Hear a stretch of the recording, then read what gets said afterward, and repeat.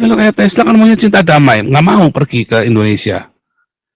Ya, Cina, nanti kita Cina kita pikirkan, saudara. Kalau sampai Indonesia bubar, siapa yang paling sedih, saudara?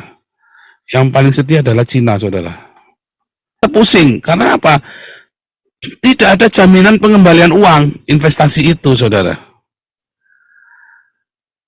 Jadi sebenarnya ketika Amerika ingin Indonesia ini jadi Islam, supaya beli senjata, supaya bodoh, supaya bisa dikendalikan.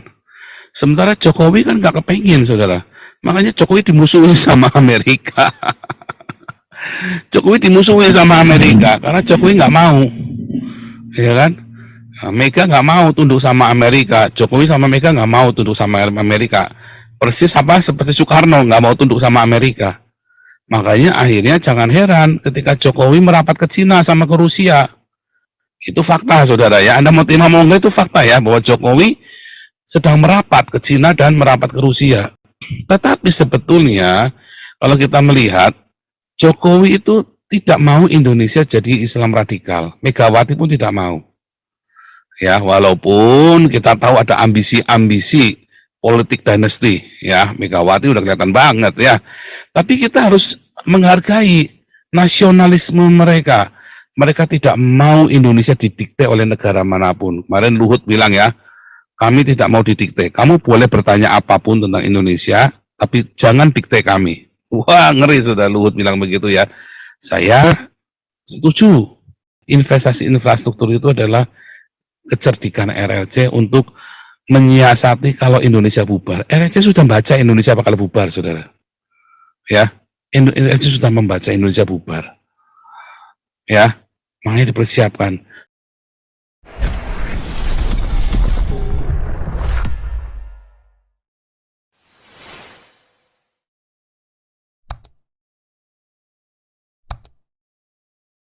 Hari ini tema kita, motif Islam melarang ibadah orang Kristen, saudara ya. Kalau di Indonesia itu kalau belum viral, pemerintah nggak bertindak, saudara ya, diem-diem aja gitu, saudara ya. Intinya mereka juga senang juga, nggak usah lah, nggak usah ibadah lah. Nanti kalau orang Kristen, kalau masyarakat Indonesia tambah pinter, kita nggak bisa nipu-nipu, gitu ya. Pemerintah Indonesia itu maunya tuh kalian bodoh jadi Islam. Saudara tahu ya, mengapa Amerika senang kalau Indonesia jadi Islam?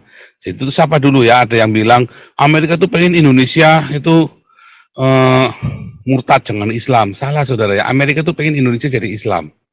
Makanya ini Amerika menunjukkan dukungannya kepada Anies Baswedan itu, saudara ya. Amerika itu ingin Indonesia jadi Islam. Mengapa? Karena Amerika sedang kehilangan pamornya di antara orang-orang beradab. Ya, Amerika sedang kehilangan pamornya di kalangan orang-orang beradab. Politiknya ya, saya lagi cerita politiknya, bukan pedagangnya, saudara. Nanti ada dua ya, nanti saya tunjukkan. Politik Amerika, pemerintah Amerika ya ingin Indonesia jadi Islam. Mengapa, saudara? Supaya bisa membeli senjata dari Amerika. Karena kalau Indonesia jadi Islam, bayangin ada 280 juta orang Indonesia. Ya, kalau Syria saja sudah mendatangkan keuntungan yang luar biasa bagi Amerika dengan perang saudara mereka, saudara. Ya, sebab kalau tanpa harus diadu domba, nggak usah diadu domba, saudara. Salah kalau bilang Amerika ingin mengadu domba, saudara ya. Nih saya tunjukkan ya logikanya ya. Ini logikanya, saudara.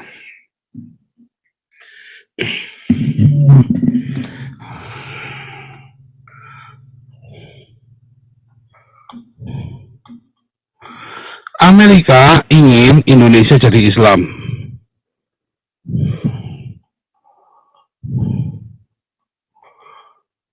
Supaya dia perang, saudara, sesama Islam. Senjatanya dari mana? Beli. Ya, beli senjata. Nah, perdagangan senjata ini adalah perdagangan yang paling menguntungkan untuk Amerika maupun untuk Soviet, saudara ya. Perdagangan senjata ini paling menguntungkan. Makanya Amerika senang kalau kalian jadi Islam radikal, apalagi kalau radikal, saudara. Mengapa kalau radikal senang? Ya makin radikal makin cepat perang. Bayangin orang di Syria saja yang begitu ya, di Syria, di Irak itu ya, yang perangnya cuma begitu saja Amerika sudah untung banyak. Afghanistan ya, Amerika sudah untung banyak. Apalagi kalau Indonesia yang perang, saudara. Bayangin 280 juta pucuk ya. Kalau 280 juta maka senjatanya minimum, saudara ya, minimum 150 juta. Which is ya setara dengan USI atau apa M16, saudara. Kalau produksi Amerika kalau nggak USI M16 ya kan, USI Israel ya, USI ya. Tetapi ya dia akan cari bomnya, ya, semua persenjataannya. Kalau Anda lihat ya, ya semua persenjataan yang buat perang ya yang di Syria itu kalau nggak dari Rusia, dari Amerika, saudara ya. Serem ya. Makanya Syria itu juga menjadi sahabatnya Rusia, saudara. Ya karena Syria juga Rusia juga mensuplai senjata ke Syria. Ya, saudara ya. Jadi kalau kalian jadi Islam, mereka senang, saudara. Karena orang Islam itu mudah dihasut. Saudara ingat percakapannya si Bill Clinton, Hillary ya. Dulu saya ingat bukan Nancy ya, si Hillary, saudara. ISIS itu kan yang melatih, bukan yang membentuk, salah ya, itu Anda pada budek-budek ya. ISIS itu ya, si Al-Baghdadi itu dulu adalah kombatan bayaran Amerika, ditraining oleh Amerika. Lalu dia setelah kuat, dia berdiri sendiri, saudara. Ya. Nah, itu sama tuh dengan si Anies Baswedan tuh. Nah, ini kan produk Amerika, saudara kan. Nanti si Anies ini kalau sudah kuat, dia berdiri sendiri, nanti dia perang. Nanti yang support Amerika lagi, beli senjatanya dari Amerika. Nanti kalau Anies sampai kalah, saudara ya, bisa perang nanti, saudara ya.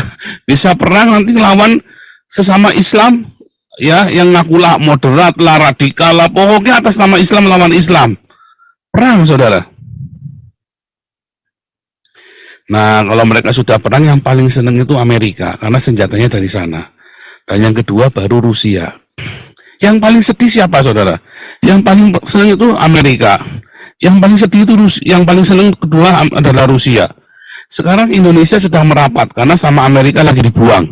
Ya, karena, ya kan, karena Indonesia nggak radikal-radikal, jadi mulai ditinggal sama Amerika, saudara. Nah, tetapi karena terjadi ambivalen, maka para pedagang Amerika pun nggak mau masuk Indonesia. Jangankan pedagang Eropa, pedagang Barat, orang-orang dagang yang niat dagang dengan benar tanpa ada pertumpahan darah, seperti Tesla, ya itu kan tidak mau investasi, maunya kan investasi tanpa pertumpahan darah, saudara. Beda dengan investor senjata, ya, the Lord War, itu warlord itu ya, beda dengan warlord ya. Tapi kalau kayak Tesla kan maunya cinta damai, nggak mau pergi ke Indonesia, ya. Cina, nanti kita pikirkan, saudara. Kalau sampai Indonesia bubar, siapa yang paling sedih, saudara? Yang paling sedih adalah Cina, saudara. Kalau Indonesia bubar itu yang paling sedih adalah Cina. Karena Cina itu sudah terlanjur investasi banyak sekali di Indonesia, saudara. Kalau Indonesia sampai bubar, yang paling sedih adalah RRC. Kalau Indonesia jadi mayoritas Islam, Islam radikal, yang paling sedih juga Cina, saudara. Dia pusing. Walaupun Cina nggak takut, tapi tetap pusing. Karena apa? Tidak ada jaminan pengembalian uang investasi itu, saudara. Jadi sebenarnya ketika Amerika ingin Indonesia ini jadi Islam supaya beli senjata, supaya bodoh, supaya bisa dikendalikan. Sementara Jokowi kan nggak kepengen, saudara. Makanya Jokowi dimusuhi sama Amerika. Jokowi dimusuhi sama Amerika karena Jokowi nggak mau, ya kan? Mega nggak mau tunduk sama Amerika. Jokowi sama Mega nggak mau tunduk sama Amerika. Persis seperti Soekarno nggak mau tunduk sama Amerika.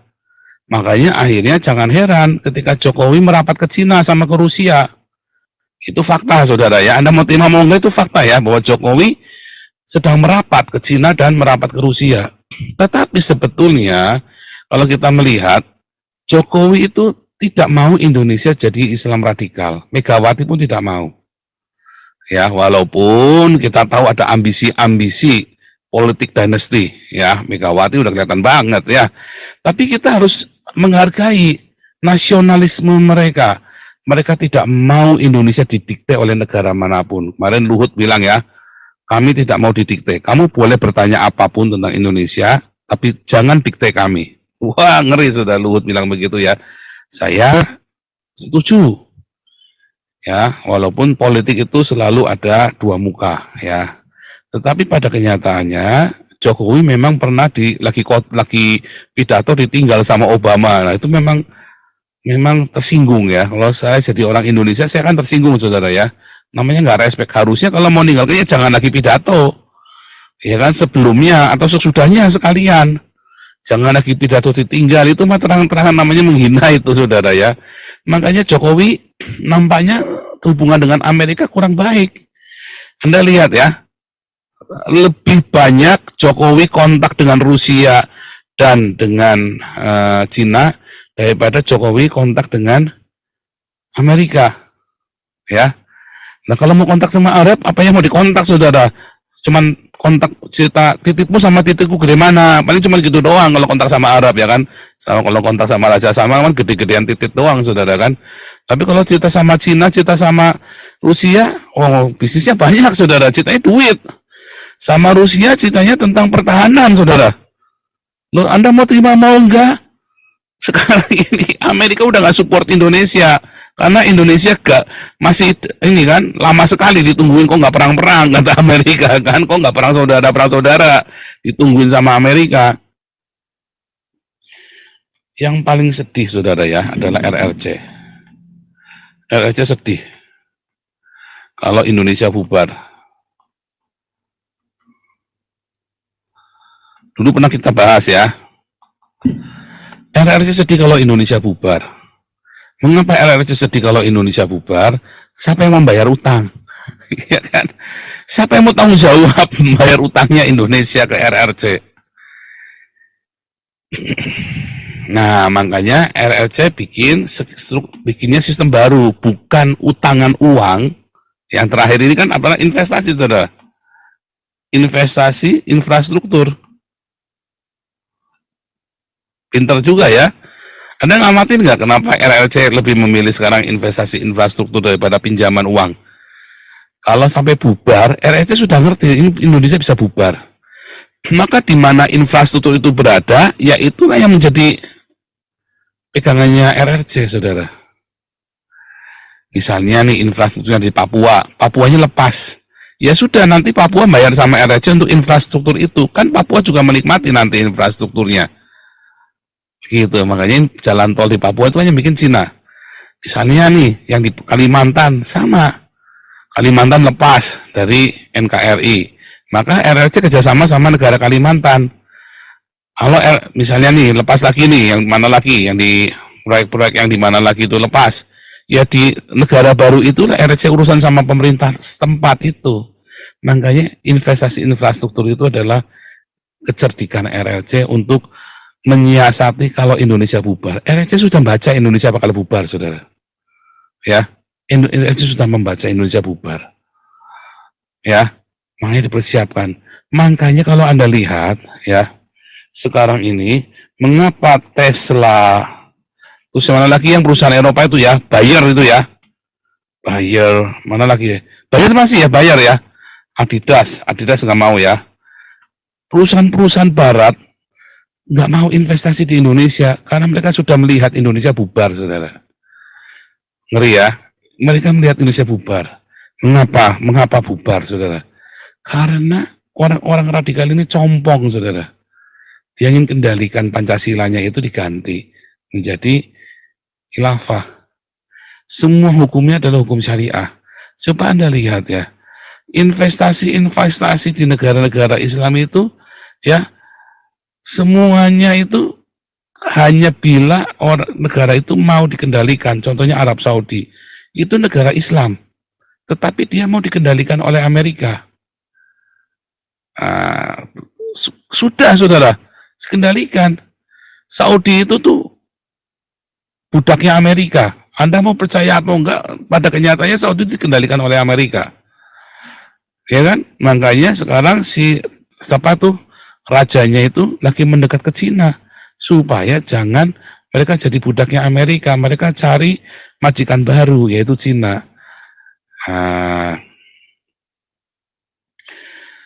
Serem ya saudara ya, sember yang mungkin terlalu dekat. Maka dari itu saudara, sekarang ini yang perlu kita cermati ya, itu pergerakan Islam itu. Sebenarnya isu bahaya laten komunis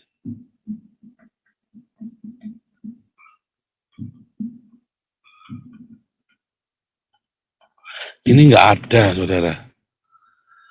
Bahaya laten komunis itu nggak ada di Indonesia. Sebetulnya ya ketika Soeharto itu menghabisi komunisme itu bukan cuma sampai ke akar-akarnya, saudara.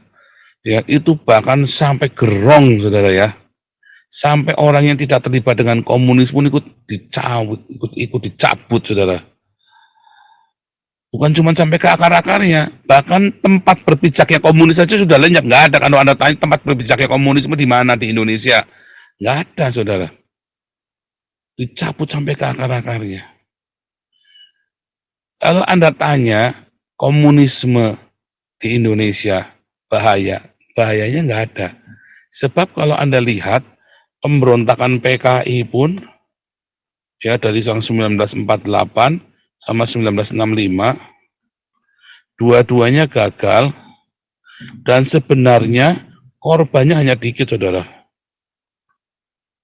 di bawah 100. Tapi kalau Anda lihat pemberontakan Islam ya dari mulai DITII ya Kahar Musakar itu ya, terus apa lagi itu DITI Kahar Musakar sampai dengan Islam menghabisi PKI, itu korban jiwanya lebih dari 3 juta. Lebih dari 3 juta. Kerusakan yang diperbuat oleh Islam buat Indonesia itu lebih rusak daripada apa yang dilakukan PKI kepada Indonesia. Serius, saudara ya. Kita lihat ya. Tahun 1950-an, banyak cendekiawan-cendekiawan, sarjana-sarjana dikirim ke Rusia. Kemana lagi, saudara, selain ke Rusia ya? Ke Ceko ya. Ke Rusia, ke Ceko, ke Rumania, ya. Sampai sekarang pada nggak bisa pulang, saudara. Ke Berlin. Yang bisa pulang cuma Habibie saja, saudara. Ya, ini istimewa, Habibie ini the lucky guy ya. Hanya Habibie yang bisa pulang. Kita kehilangan satu generasi cendekiawan angkatan 50, saudara. Ya kan? Angkatan 50 sampai angkatan 70. Ya kan? Anda kehilangan tuh generasi itu. Anda kehilangan cendekiawan. Makanya sekarang yang duduk di dalam pemerintahan sebelum di atasnya kita ini orang-orang tolol semua, saudara ya. Cuman penjilat-penjilat saja. Bahkan hari ini yang duduk dalam pemerintahan masih sisa-sisa orang tolol itu, saudara. Lihat betapa berjasanya Partai Komunis ya ngirim orang-orang ke luar negeri belajar sama Rusia, saudara. Betapa berjasanya Partai Komunis mengirim orang-orang ini keluar. Coba Anda lihat ya, generasi angkatan tahun 70 sampai dengan tahun 90. Bahkan sampai tahun 2000, saudara. Cendekiawannya lulusan mana, saudara? Arab. Ya, lulusan itu ya. Apa? dari Arab Saudi, lulusan Maroko, lulusan Mesir, ya kan? PKS itu, wah semua menteri-menteri itu bangga kalau ada LC-LC-nya itu ya. LC lulusan Kairo apa-apa itu singkatannya, ada LC-nya itu ya. Yang dari Arab, dari Maroko, dari Mesir, dari mana lagi, oh bangga saudara. Padahal Maroko saudara tahu betapa pandangan orang Eropa kepada orang Maroko itu adalah babu. Terus apa lagi saudara? Kriminal. Saudara ya, kriminal, babu, tukang bikin ruwet, copet. Pandangan itu sampai Geert Wilders itu sampai di sidang ya, karena hate speech terhadap orang Maroko. Tapi itulah pandangan secara umum, saudara. Dan itu sedang berusaha dihapuskan dari Eropa. Supaya jangan ada stereotip, nggak mau. Tapi pada kenyataannya stereotip itu ada. Ya, tentu saja tidak semua orang Maroko yang pintar ada. Tapi stereotipnya terhadap Maroko adalah orang-orang yang tertinggal. Turki, wah Turki. Negara-negara Turki, Arab, Maroko, Mesir, ini dianggap orang-orang sini itu negara yang kurang, saudara ya, kurang. Sekolahnya apa, pokoknya kurang. Ekonominya, pendidikannya, otaknya, peradabannya dianggap kurang. Bahkan etos kerjanya.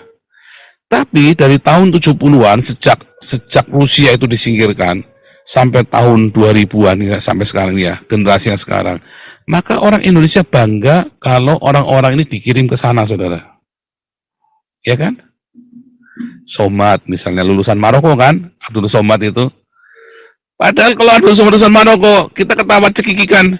Itu sama saja Anda kalau sekolah di Universitas Angin Ribut. Ya, ada Satya Wacana, tapi Anda sekolahnya di universitas yang nggak jelas. Universitas Angin Ribut, saudara. Ya, kamu ini.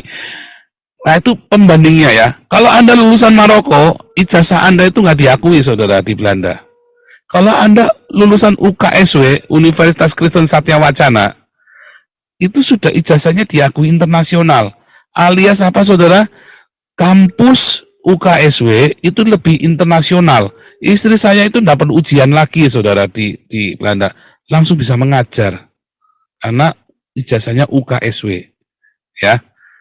Tetapi Maroko, belum ada kampus Maroko yang diakui secara internasional. Artinya kalau Anda lulusan Maroko seperti Somad atau lulusan Turki, ya nggak diakui, Anda kudu ikut penyetaraan lagi di sini, sekolah lagi, saudara. Harus ada penyetaraan lagi. Kalau istri saya itu dari UKSW udah langsung penyetaraan, sudah langsung mengajar, disetarakan dengan universitas di Belanda ini. Hebat ya UKSW ya, hebat, saudara. Nah kalau Anda kuliah di Maroko kayak Abdul Somad atau kuliah di mana itu? Di Turki itu, kebanggaannya Anies Baswedan itu, Anda itu lagi turun grade-nya sebetulnya. Karena Indonesia kualitas pendidikannya jauh lebih baik daripada Maroko dan daripada Turki atau Mesir. Serius, saudara. Tapi Anda bangga kalau lulusan dari itu tadi ya.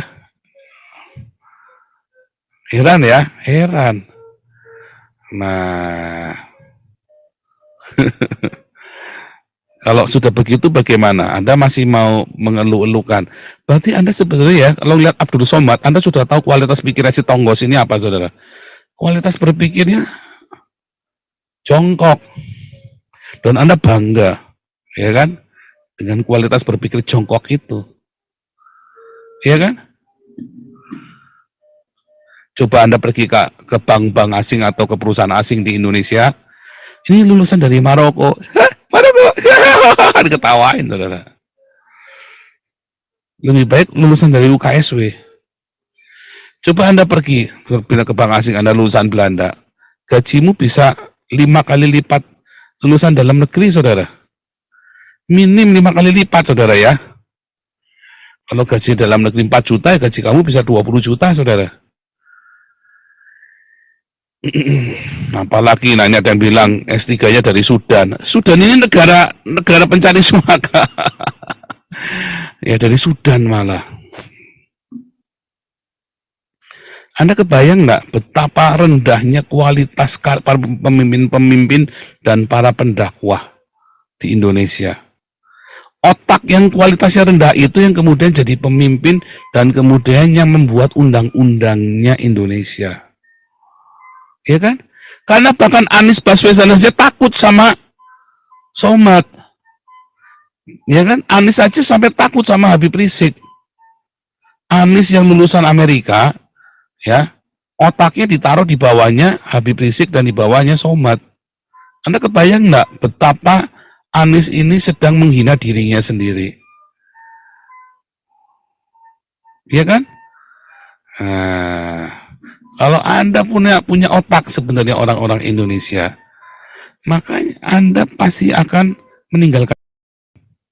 Karena itu bikin Anda tolol, bikin Anda goblok, bikin Anda dari stupid idiot. Nah, sekarang kita masuk ke topik ya, saudara ya.